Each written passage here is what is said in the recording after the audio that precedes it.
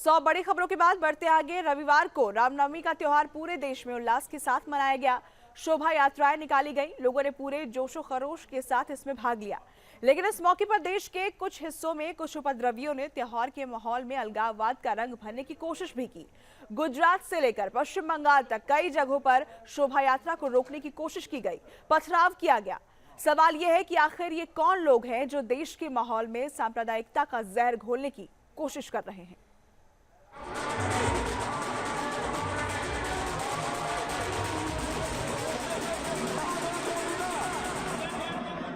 नवरात्रि की समाप्ति और प्रभु श्री राम के जन्मोत्सव का दिन। देश भर में पूरे हर्षोल्लास के साथ रामनवमी का आयोजन किया गया।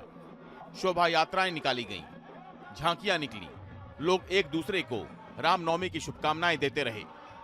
लेकिन त्योहार के मौके पर ही देश के कुछ हिस्सों से रामनवमी की शोभा यात्रा को रोकने की कोशिशें भी हुई। जय जय सिया राम। शोभा यात्रा पर पथराव करके माहौल को बिगाड़ने की कोशिश की गई। ये तस्वीरें गुजरात के साबरकांठा और आणंद के साथ ही मध्य प्रदेश के खरगोन और पश्चिम बंगाल के बांकुड़ा की हैं, जहां रामनवमी के मौके पर प्रभु श्री राम और हनुमान की शोभा यात्रा को रोकने की कोशिश की गई। शोभा यात्रा पर पथराव किया गया।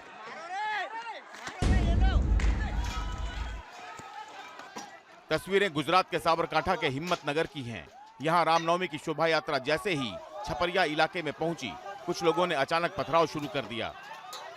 पथराव शुरू होते ही शोभा यात्रा में भगदड़ मच गई और लोग भागने लगे। पूरे इलाके में अफरा तफरी का माहौल बन गया। देखते ही देखते दोनों ओर से जमकर पथराव होने लगा। कई जगहों पर आगजनी की गई, कई गाड़ियां क्षतिग्रस्त कर दी गईं। उपद्रवियों ने पुलिस की भी कई गाड़ियों में तोड़फोड़ की। हालात को बेकाबू होता देख पुलिस ने भी मोर्चा संभाला और लोगों को तितर बितर करने की कोशिश शुरू कर दी। हंगामे पर काबू पाने के लिए पुलिस को आंसू गैस के गोले भी छोड़ने पड़े। काफी देर तक मशक्कत करने के बाद पुलिस उपद्रवियों को मौके से खदेड़ने में सफल हो सकी। पथराव की वजह से दोनों पक्षों के कई लोग चोटिल हुए। फिलहाल पुलिस ने हालात पर नियंत्रण कर लिया है, लेकिन माहौल में तनाव बना हुआ है। गुजरात के आणंद में भी खंभात इलाके में श्री रामनवमी की शोभा यात्रा पर पथराव होने के बाद हंगामा मच गया। देखते ही देखते दोनों ओर से लोगों ने एक दूसरे पर पथराव करना शुरू कर दिया। दोनों ओर से हो रहे पथराव में 5 लोग गंभीर रूप से जख्मी हो गए। हालांकि बाद में पुलिस ने मौके पर पहुंचकर उपद्रवियों को खदेड़ दिया। हंगामे के बाद खंभात इलाके में धारा 144 लागू कर दी गई है। पूरे इलाके में बड़ी संख्या में पुलिस बल की तैनाती की गई है, लेकिन माहौल में अभी भी तनाव बना हुआ है। मध्य प्रदेश के खरगोन में रामनवमी के जुलूस पर पथराव होने के बाद पूरे शहर में तनाव जैसे हालात बने हुए हैं। रामनवमी के मौके पर यहां भी प्रभु श्री राम की भव्य शोभा यात्रा निकाली गई। लेकिन जैसे ही ये शोभा यात्रा तालाब चौक इलाके में पहुंची, वैसे ही उपद्रवियों ने अचानक शोभा यात्रा पर पथराव शुरू कर दिया, जिसके बाद वहां भगदड़ जैसे हालात बन गए। देखते ही देखते खरगोन के गौशाला मार्ग और मोतीपुरा इलाके में 2 समुदायों के लोग आमने सामने आ गए और एक दूसरे पर पथराव करना शुरू कर दिया। उपद्रवियों ने कई जगहों पर आगजनी भी की। बाद में पुलिस ने मौके पर लाठीचार्ज कर लोगों को तितर बितर किया। हंगामे के बाद तालाब चौक और उसके आसपास के इलाके में कर्फ्यू लगा दिया गया है, जबकि पूरे शहर में धारा 144 लागू कर दी गई है। अभी शहर में तालाब चौक और कुछ पॉइंट पे कर्फ्यू लगा दिया गया है और अभी शांति बनाए रखने के लिए अनिश्चितकालीन कर्फ्यू लगाया है। इस हंगामे में कुछ पुलिस कर्मियों समेत 2 दर्जन लोग गंभीर रूप से जख्मी हो गए हैं, जिनका अस्पताल में इलाज किया जा रहा है। पश्चिम बंगाल के बांकुड़ा में भी रामनवमी की शोभा यात्रा को लेकर जमकर बवाल हुआ। यहां शोभा यात्रा को माचन तल्ला इलाके से गुजरते वक्त पुलिस ने रोक दिया। बताया जा रहा है कि माचन तल्ला इलाके में दूसरे समुदाय के लोगों ने उनके इबादत गाह के सामने से शोभा यात्रा के गुजरने की बात को लेकर आपत्ति की थी, जिसकी वजह से पुलिस ने शोभा यात्रा को बीच रास्ते में ही रोक दिया। इस बात से नाराज लोग पुलिस से ही भिड़ गए और पथराव शुरू कर दिया। लोगों को खदेड़ने के लिए पुलिस ने भी जमकर लाठियां भांजी और लोगों को तितर बितर कर दिया। पथराव और लाठीचार्ज में कई लोगों के जख्मी होने की खबर है। रामनवमी का आयोजन करीब करीब पूरे देश में होता है, लेकिन देश के कुछ हिस्सों में जिस तरह से रामनवमी के जुलूस और शोभा यात्रा को रोकने की कोशिश की गई, उससे सवाल उठता है कि रामनवमी की शोभा यात्रा पर पथराव करने वाले कौन हैं? शोभा यात्रा निकलने से लोगों को क्या परेशानी है? वो कौन लोग हैं जिन्हें राम की शोभा यात्रा मंजूर नहीं?